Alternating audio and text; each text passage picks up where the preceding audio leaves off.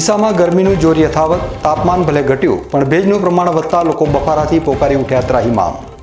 આવતીકાલે પણ ગરમીનું સામ્રાજ્ય યથાવત રહેવાની હવામાન વિભાગે કરી આગાહી।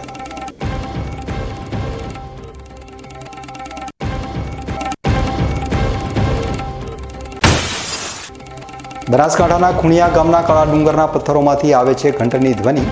અનેક ગુફાઓથી ભરપૂર આ રહસ્યમય પર્વતની રચના જોઈને સૌ કોઈ આશ્ચર્યચકિત।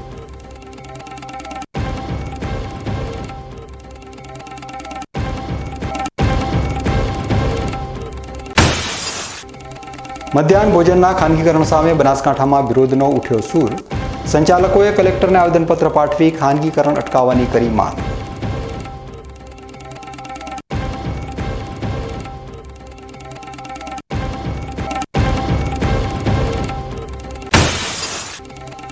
ભાભરના ખારા ગામમાંથી નીકળ્યું મીઠું પાણી। નવા બોરમાંથી મીઠું પાણી આવતા ગ્રામજનોમાં આનંદની લહેર।